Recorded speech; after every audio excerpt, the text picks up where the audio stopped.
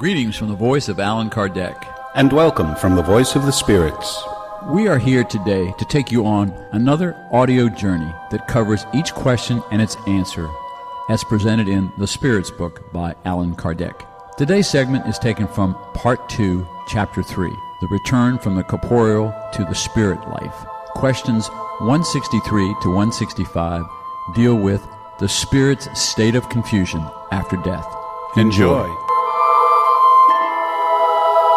Question 163. Upon leaving the body, is the soul immediately conscious of itself? Immediately is not the right word. It remains in a state of confusion for some time. Question 164. Do all spirits experience the confusion that follows the separation of the soul and body to the same degree and for the same amount of time? No, it depends on how evolved they are. Those who are already purified are almost immediately self-aware because of their detachment from matter during corporeal life. However, carnal individuals with impure consciences retain the impression of matter much longer. Question 165. Does an understanding of Spiritism have any influence on the shorter or longer duration of this confusion? It has a very considerable influence because the spirit understood what its situation would be beforehand. The practice of good and purity of conscience exerts the most influence, however. Author's remarks for question 165. At the moment of death, everything appears confused at first. The soul needs some time to recognize itself.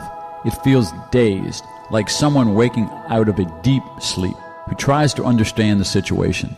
The lucidity of its ideas and the memory of its past return as the influence of the matter from which it has just freed itself is extinguished, and the sort of fog that had obscured its thoughts is dissipated. The duration of the state of confusion following death varies greatly.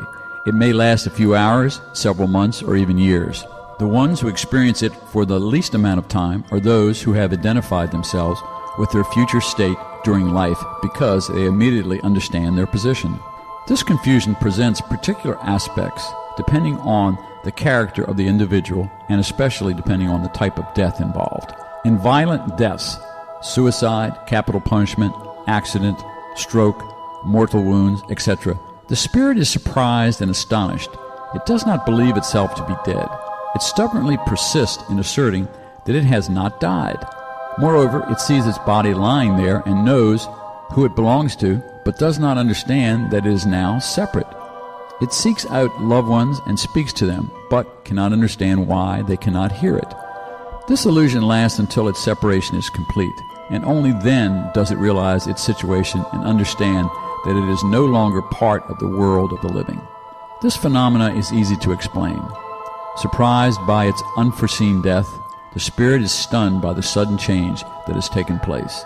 It still believes that death is synonymous with destruction and annihilation, and since it continues to think, see, and hear, it does not consider itself to be dead. This illusion is strengthened by the fact that it finds itself in a body similar to the one it just left, and it has not yet ascertained its ethereal nature.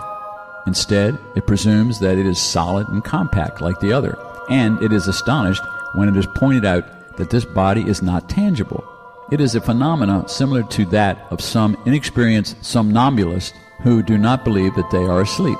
They believe that sleep is synonymous with the suspension of the faculties, and since they can see and think freely, they do not perceive that they are sleeping.